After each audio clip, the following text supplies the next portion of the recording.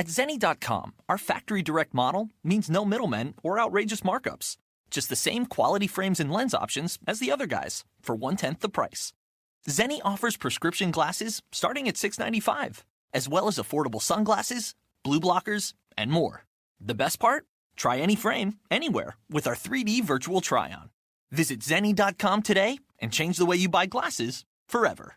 The one and only Chante Moore joining us from the West Coast, from Los Angeles. Bright and early, her time. Yeah. I had to move heaven and earth to make this happen because it is so early out west. But I do appreciate it. I do appreciate it because, you know, I'm a big fan of yours, so I appreciate it. So let's talk about, first thing I want to talk about, because we can't, move past what is going on in this country right now with everything with what happened with George Floyd, Breonna Taylor, everything that's going on, social justice, racial inequality. What does all this mean to you? Well, all of it out there is a little bit disconnected in my home. However, with my son being 17 and driving, that part brings it to the forefront of the everyday life. Making sure that he pays attention to how fast he's going on the freeway and what he's doing so that he is not pulled over. And if he's pulled over, to make sure that he just presses record and complies with everything that the officer says. So that part makes it very, very present in my moment to moment. In my weekly life, in my business life, what I've decided to do is a show on Instagram and Facebook just to connect to people, because the unrest is there and I feel disconnected from the world, and because I want to see people's faces, and I can't see people while I'm doing the show, but I get to feel their connection by their texts and their, the responses to what I'm saying and doing and singing. So that's what makes me feel more connected. I've done a march, but we have to be so careful out there, especially with the COVID. It's not just the civil unrest. It's being careful so that you don't pass out in the middle of that. So I'm just trying to just pick and choose my places where I can jump in and before it's time to vote, because that's what I'm going to do is vote. Right. And that's a very important conversation that a lot of people are having. A lot of people that I've talked to as well are asking questions about, the conversations that we as African Americans, as Black people, have to have with our kids when they get to be a certain age about going out into the world, how to deal with police, what to do and what not to do. I'm sure you've had that. I've had that conversation with all of my children, and they're young.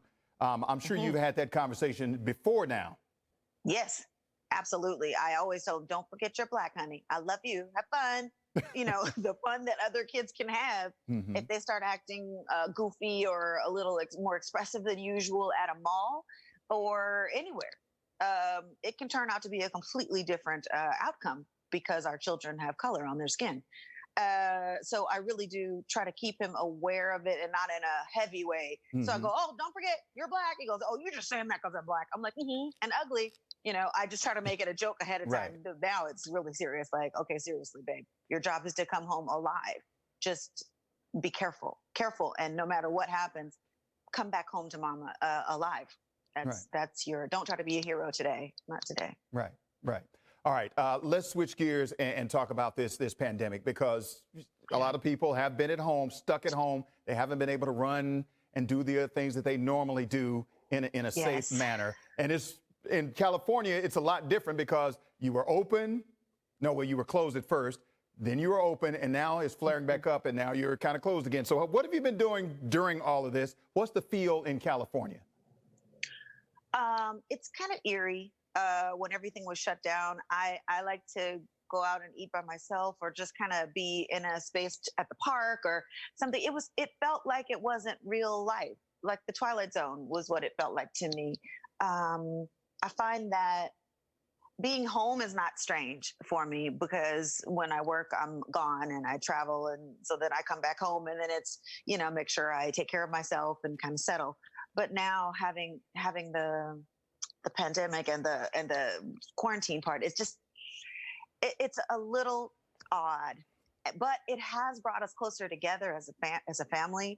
We do more things together and try to stay in each other's presence a little bit more. And then when we feel like if anybody goes outside, we're like, okay, well, you stay over there and let's play ball. So throw me the ball over here, something else.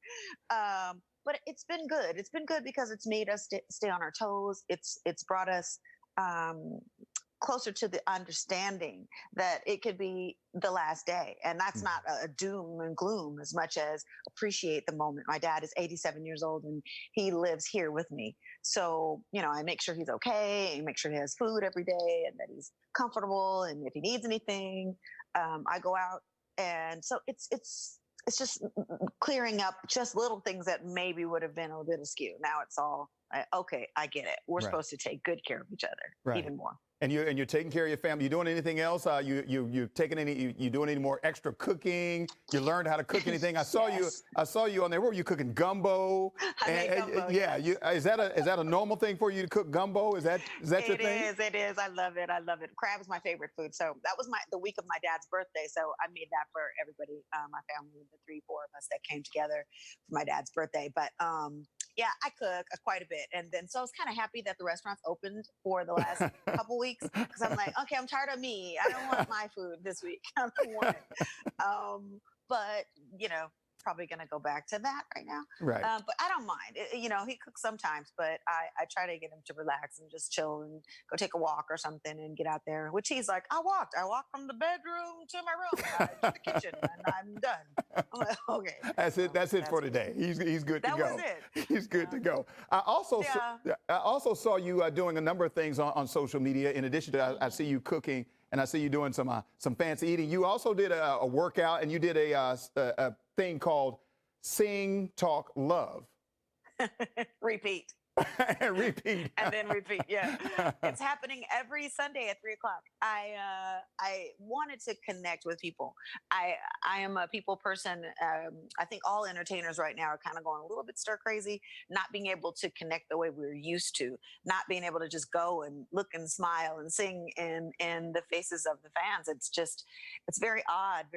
And you feel extra moved. And I don't care for that as much. So I decided to encourage myself as well as other people by getting on the camera every Sunday at 3:00, 6:00 Eastern, and sing whatever I feel. Some of my music, mostly my music, I guess, but I've been doing gospel music and other people's songs and from Chante and Anita Baker. It doesn't matter. Just talking about love and relationships and heartbreak and health and my regimen for my face and my skin. People always go, what are you doing? What are you for your skin? So I'm like, okay, how about I show you how to makeup removal? Okay, let's show you that. So just connecting. I call it the More Chante Show now. I started out as Ice Cream Sundays because I was eating ice cream that Sunday. Then I had to stop eating ice cream every Sunday and go, okay, work out. I think we should eat something lighter and have some fruit and a workout. How about that? Yeah. So that, and it's a good thing. It's very, very entertaining. I also saw in the last post that you put up, you were singing a variety of songs. One of them was a gospel song. It was and you had a Bible quote that you said that you had even before the pandemic. It was Isaiah 58:11. Why did you decide to put that out there for the universe to see you talking about that particular verse? And why was that so special? It's really who I am. Mm-hmm. I am not just a church girl. I believe in Jesus. I do. I am a believer, and I try to live my life according to those beliefs. And even more so before the pandemic, actually, which I'm really glad of, that I didn't just start trying to find Jesus in the middle of this. This would have been pretty scary.